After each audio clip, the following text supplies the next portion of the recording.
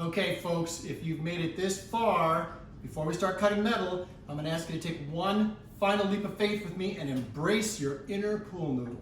Okay, so let's talk about the lowly pool noodle as a design tool for configuring exhausts. We know we have to come out of here. We're going to do... Okay, no more of that. I have a ton of footage, but the video was getting too long because the narrative, as I worked, was too detailed. I was boring myself to death trying to edit this thing. So I decided to just do a quick voiceover with supporting images to get to the point. So I think that we all know that straight pipes flow the best on a 720S and that an X or an H pipe is not necessary for the performance. The stock performance system is a straight pipe with a sort of an H in the middle, and that sounds pretty good.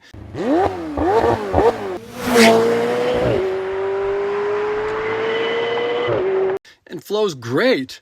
So this project is more for sound enhancement only. I want less bass and more of the high-pitched scream.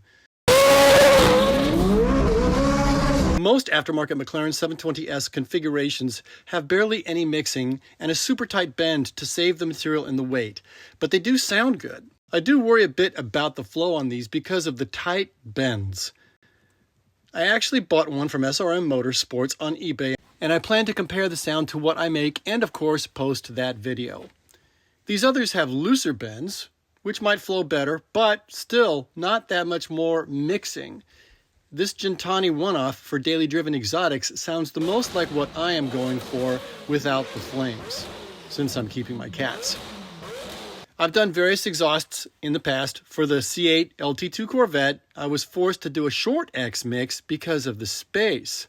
I was pretty happy with the results though.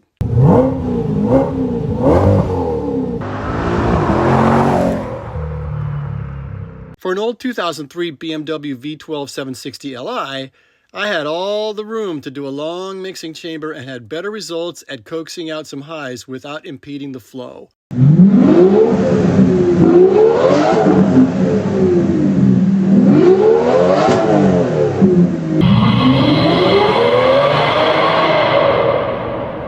So I want to try a long X mixing chamber on the McLaren, which is why I am making one and not just buying a pre-made exhaust, because I have not seen one that exists, so that I can compare the sound to the shorter X mixing chambers. But look, if my exhaust sounds no better, I will just use the SRM one that I bought on eBay and call it a day, and my exhaust will go into the scrap heap. I do plan to make a clean, straight pipe setup for sound comparison, and maybe try some crazy experiments. You do this. Oh yes. Slice off the inlet, make this be your inlet, and just use the baffling, the chambering in the muffler to do your dirty work for you. That is what the jig is for. Quick and repeatable work. So to get to the longer mixing chamber, I have to talk about the limitations of the 720S exhaust shielding dictating where people make their exhausts. The rear shield is especially interesting since it stops so short towards the back of the car, but there's tons of open room there where the shield stops. It just might require an additional shield from me. And take a look at this. Oh man, oh man, oh man. There's almost room for yet another pool noodle across the top of the original tube. That's nuts. I have no idea why, but almost no one goes up higher near the front bulkhead flex tubes. Sometimes I call them expansion joints, where there's a bunch of room. Just this one Gentani one-off for the daily driven exotics, as far as I have seen, does this a little bit. Even this guy who wins the prize for the best use of the lower exhaust shield pan does not dare go above the upper mounting brackets for some reason. And as we have seen from my jig and from the all-important McLaren on a table with the exhaust shields that I bought, there is a ton of room up there. I'll show you why I absolutely need to use all of it on both ends. First off, I need both ends to be longer in order to make my longer mixing chamber and to get my curves in without them being a super tight 3-inch radius, which can be really restrictive. If I make a longer mixing chamber for my X and stuck with the front and the rear limitations that all of the other aftermarket guys do, I would either not be able to fit the bends in there at all, or they would be so tight that the exhaust would lose too much power. When I finally decide that this is the configuration that I want, I can whip out some 3-inch radius bends, some 4-inch bends, some 4 1/4-inch bends, and I can get a pretty good idea of what I would need to stock up on. I can measure lengths and angles and get really pretty close to buying the parts that I need. The Pool Noodles also helped me understand that my plan to keep the flex joints with this 1.5-inch stock tubes that are coming off the sides is maybe not going to work. They do not bend down and out of the way fast enough.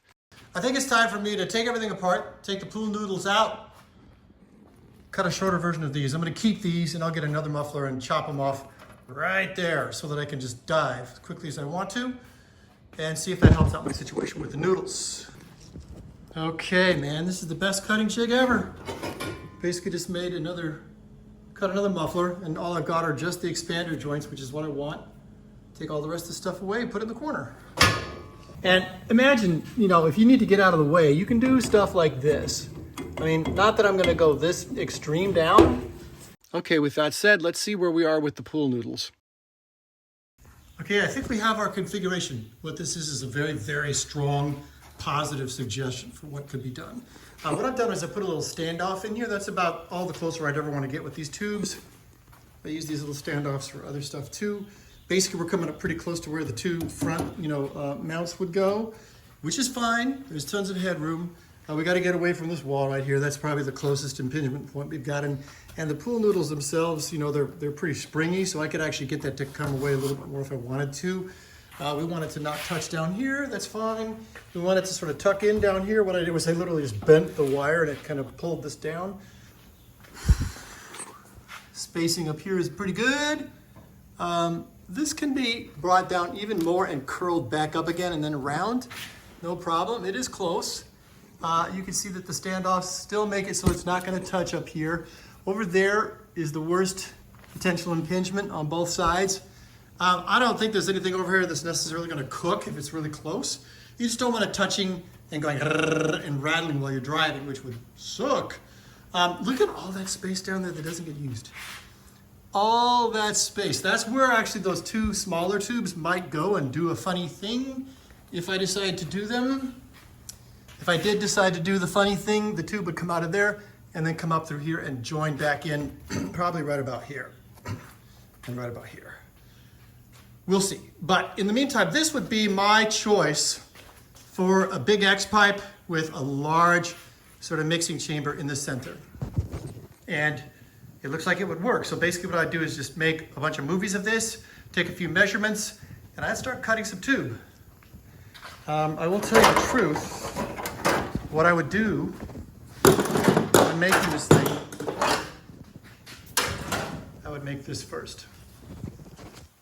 Literally, make this guy first, tack him together, not fully weld, but just tack it together, mount it to these mounting points, maybe even up here just temporarily, hold it in space, because this is where you have to end up and make everything else meet that, if that makes sense.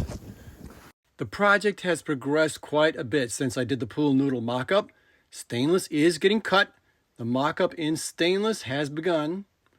I'm dealing with a cold cut circular saw issue where the blades are wearing out very fast, requiring me to figure out how to sharpen them at home.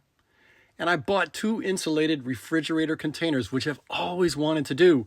One's going to be the metal shop, so I can stop hijacking my wife's garage space. The other is very likely to become a wood shop, or at least a very comfy place to store your stuff, because it's insulated. All of this is coming up in future videos.